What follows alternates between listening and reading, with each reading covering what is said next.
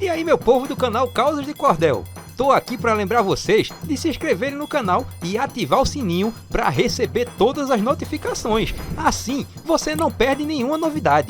E se você quiser fazer parte dos nossos colaboradores e ter seu nome nos créditos finais de nossas animações, é só se tornar membro do canal.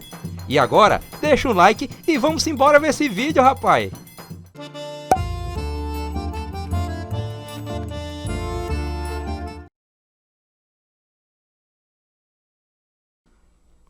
Há mais de 200 anos, na cidade de Beja, em Portugal, um jovem nobre chamado Haroldo Costa caminhava pelas ruas no tarde da noite, indo rumo à casa de sua amada. Ele não sabia, mas uma fera demoníaca há muito tempo lhe observava. E isso desde que saíra de sua casa. A criatura lhe seguia, sempre escondida na escuridão. O jovem rapaz estava feliz e se preparava para declamar trovas de amor para sua pretendente. Haroldo ia tão distraído que não percebeu um vulto negro lhe seguindo lentamente. Quando chegou em frente à casa da moça, ele teve a sensação de que alguém lhe observava. Olhou para todos os lados, mas nada viu. As ruas eram escuras e a tudo transformava em sombras e vultos. Mas ele sentia a presença de algo ali. "Tem alguém aí?" perguntou o jovem. Foi quando algo o atingiu. Era um ser que misturava homem e cão numa forma grotesca. A criatura mordia com fúria e arranhava o rapaz. Ele gritava por socorro. 2 tiros foram disparados perto daquele ser, que ao perceber, correu se escondendo na escuridão da noite. O pai de sua pretendente tinha salvo a vida de Haroldo. Ele tinha ouvido os gritos e saiu à varanda armado, disparando próximo ao ataque, para espantar aquela coisa. O jovem escapava com apenas algumas mordidas e arranhões. Nada sério. Pelo menos foi o que se pensou. Pensaram que aquela criatura fosse apenas alguma fera selvagem que tinha vindo da floresta que ficava ali perto. A verdade é que Haroldo tinha se contaminado com uma maldição. A criatura era um lobisomem. E na primeira quinta-feira depois daquele ataque, a maldição se mostrou. Diante dos olhos de sua família, Haroldo se transformou em um animal. Com o passar do tempo, tentaram de todas as formas quebrar aquela maldição. Haroldo, apesar da terrível aparência, se comportava sempre de forma calma. Mas em certa madrugada, de quinta para sexta, ele pareceu estar fora de si. Atacou e matou um dos tios. A nobre família logo tratou de esconder o caso. E sempre, nas noites de quinta para sexta, Haroldo passou a ficar preso em fortes correntes, só sendo liberto pela manhã. O jovem logo teve que se adaptar àquele modo de vida. Casou-se e passou a viver numa fazenda de plantação de trigo. A esposa, uma mulher muito compreensiva, ajudava o marido. Agora era ela quem o trancava nas noites de fado. Mas as coisas só iriam piorar. A mulher de Haroldo esperava o segundo filho do casal. Eles já tinham tido uma filhinha de 8 anos e agora Haroldo esperava que fosse um menino. Queria que um homem assumisse os negócios da fazenda. Porém, aquela foi uma gravidez muito complicada. E numa manhã de terça-feira, a criança nascia prematura, porém forte. Era um menino. A mãe não resistiu e morreu minutos depois do parto. Para Haroldo, foi um terrível impacto. Restava a ele cuidar da família sozinho e do novo filho, chamado de Domingos Costa. Mas na primeira noite de quinta-feira, ele teve uma terrível surpresa. A ama que cuidava de seu filho gritava e junto se ouvia o choro de um bebê. A partir daquela noite, ele soube que não era o único a cumprir um fado. Mas o filho do lobisomem não era como seu pai. Aos 16 anos, o garoto passou a se aproveitar do fado.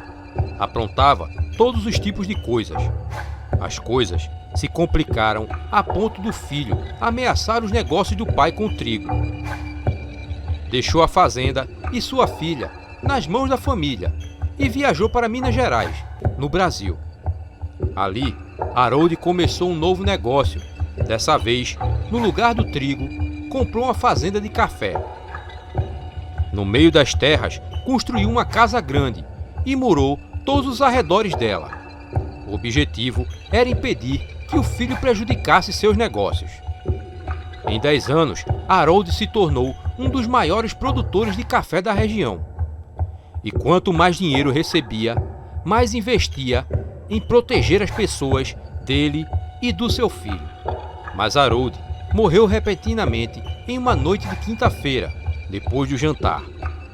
A partir daquele dia, Domingos estava livre do pai.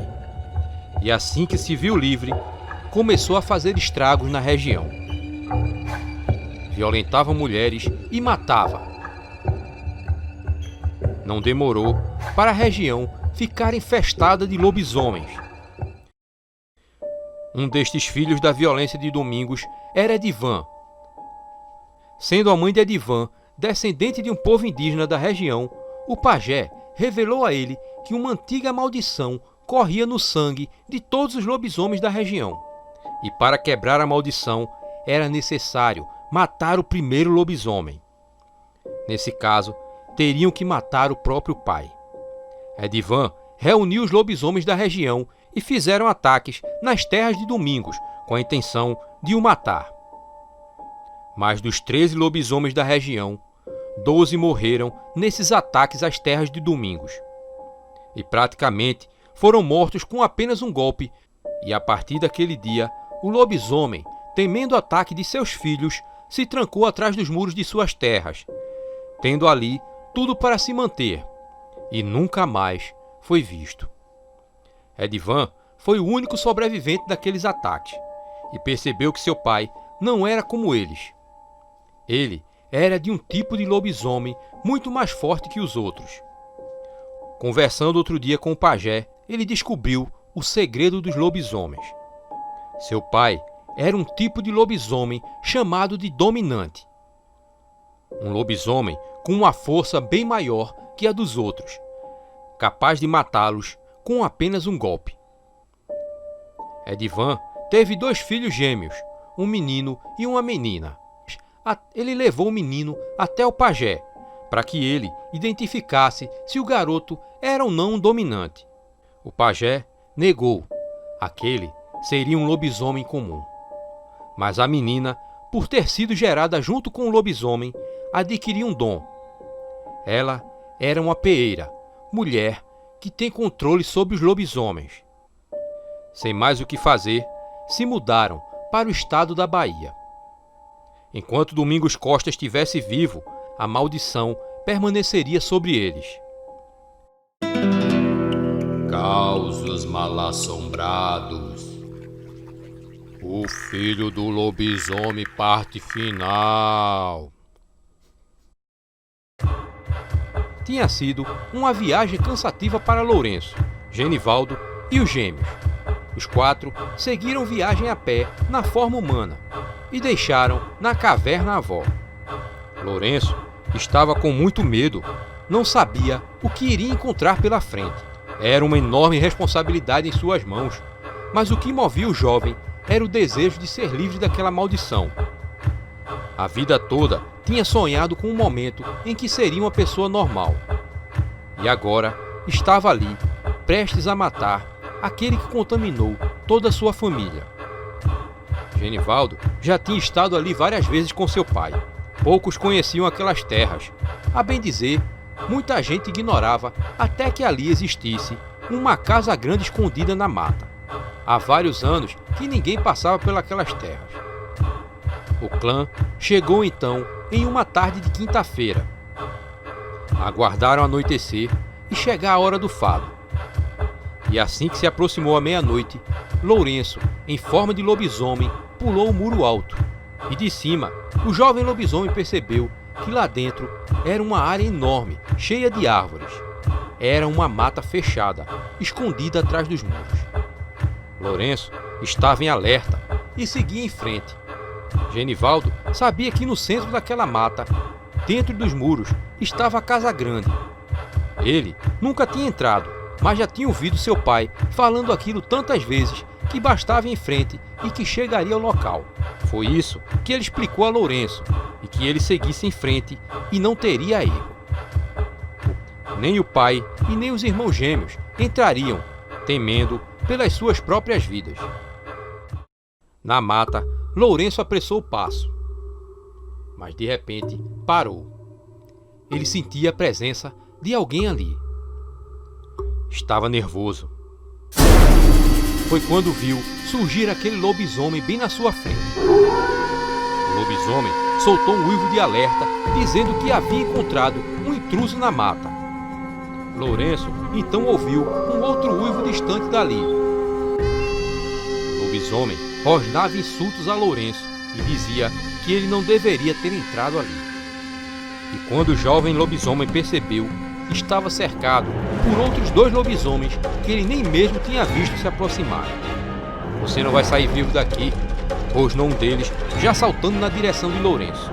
O jovem lobisomem se preparou e com um único golpe abriu a barriga daquela outra besta que tinha lhe atacado. A criatura já caiu sem vida no chão. Os outros 2 lobisomens mudaram rapidamente a expressão.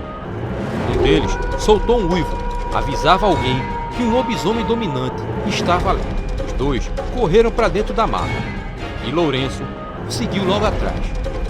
O jovem lobisomem pensava em quantos descendentes do tal Domingos teriam ali naquelas terras. E foi quando encontrou a casa grande. A porta estava aberta. Lourenço não pensou 2 vezes e entrou na casa. Foi quando viu os 2 lobisomens bem à sua frente. Eram os mesmos que tinham fugido na mata. Então existe mesmo outro lobisomem dominante? Rosnava um lobisomem surgindo atrás daqueles 2. Lourenço saltou sobre aquele lobisomem que rosnava, mas foi pego rapidamente no ar pelo pescoço. Naquele momento, o jovem lobisomem percebeu que aquele não era um lobisomem comum.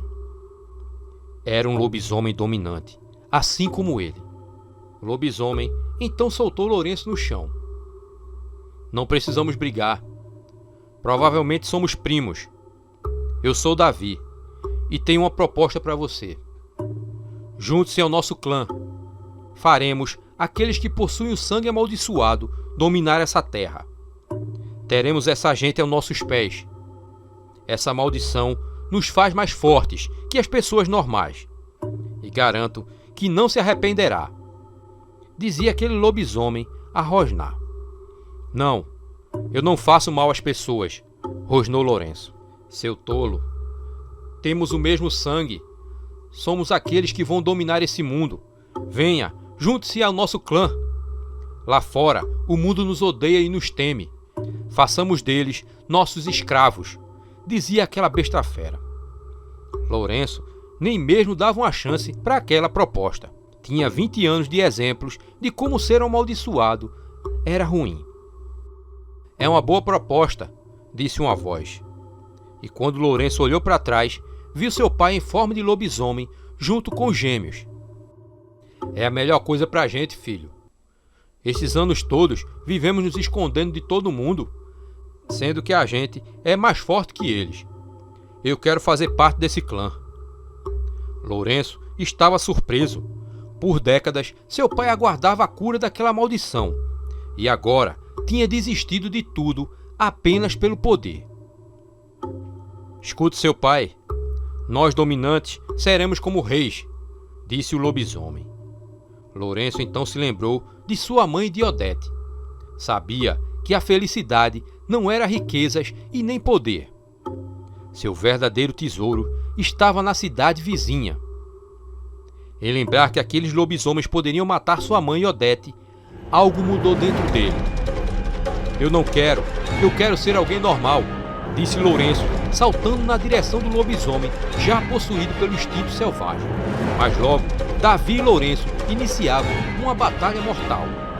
Você não vai atrapalhar meus planos, disse o lobisomem para Lourenço, enquanto brigavam terrivelmente. Genivaldo soltou um uivo, querendo que o filho parasse com aquela briga, e vendo que Lourenço não ia parar, atacou o filho, mas acabou sendo atingido por um golpe de Davi, que estraçalhou a cabeça do lobisomem. Aquilo só fez aumentar mais o instinto de fúria no jovem lobisomem. E num dos momentos, Lourenço conseguiu rasgar a barriga daquela outra besta fera, fazendo suas tripas caírem para fora. O lobisomem caiu morto no chão, e os dois lobisomens que acompanhavam Davi correram para uma escada que levava para um porão. Nessa hora, Lourenço viu no chão que aquele lobisomem dominante tinha voltado à sua forma humana, revelando um rapaz de mais ou menos sua idade. Lourenço, com sua consciência de volta, correu para o porão onde os dois lobisomens tinham corrido. O porão estava iluminado por velas e Lourenço viu um enorme caixão. Ali devia repousar o seu antepassado, responsável por toda aquela maldição. Foi então que o jovem lobisomem abriu o caixão, mas sentiu uma dor forte em cada um dos braços. Eram os dois lobisomens que tinham se escondido ali e acabavam de atacar Lourenço. Mas o jovem lobisomem, com um murro em cada um, os fez desmaiar. Então ele seguiu até o caixão e lá dentro viu uma criatura muito velha que cheirava podre e respirava. Era Domingos Costa. O jovem lobisomem ergueu a garra para lhe dar um golpe mortal, mas sua mão foi segura por um braço esquelético saído de dentro do caixão. Lourenço viu aquele lobisomem velho rosnar com fúria, porém ele não tinha forças. Foi então que o jovem lobisomem atingiu o Domingos Costa naquele caixão, matando finalmente aquela criatura, que logo se virou em um monte de ossos podres. Porém, Lourenço percebeu que ainda estava em sua forma de lobisomem. Olhou para o chão e viu que os dois lobisomens que haviam desmaiado estavam agora em uma forma humana. Correu até o salão e encontrou os gêmeos, também em forma de pessoas normais. A maldição tinha sido quebrada, mas não para aquele que a quebrou. Lourenço estava triste e voltou com os irmãos gêmeos para a Bahia. Sua mãe lhe recebeu de braços abertos e, para sua surpresa, Odete compreendeu sua condição. Quanto à sua avó, foi morar junto com os gêmeos. Lourenço, Odete e a mãe voltaram a morar na casa antiga. 2 anos depois, Lourenço e Odete se casaram.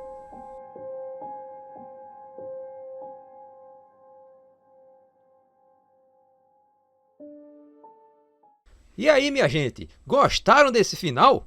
Confira no nosso Instagram, @causosdecordel, o final alternativo que escrevi para essa saga. Os causos mal-assombrados do YouTube viraram livro. Causos mal-assombrados. Mergulhe nos mistérios que se escondem nos causos de assombração do canal do YouTube Causos de Cordel. Seres lendários, como lobisomens e entidades das matas, estão aqui em histórias assustadoras. E também a criatura pálida, ser que já faz parte de uma nova mitologia do canal. O livro traz ainda notas com curiosidades e informações sobre alguns dos causos. Uma leitura cheia de nostalgia que evoca os tempos em que nossos pais e avós nos contavam causos mal-assombrados. Adquira já o seu e-book no Amazon, link na descrição. Olá, minha gente, aqui é o Rui Henrique, animador e escritor do canal Causos de Cordel. Se você tem um caos mal-assombrado, você vai enviar para este e-mail que está aparecendo no vídeo. Mas atenção, a história tem que estar bem escrita e ser muito assustadora. Se você quiser enviar um vídeo contando sua história, também pode. Estamos preparando o novo quadro Histórias Mal-Assombradas dos Inscritos. Então, não perca tempo, envie logo sua história.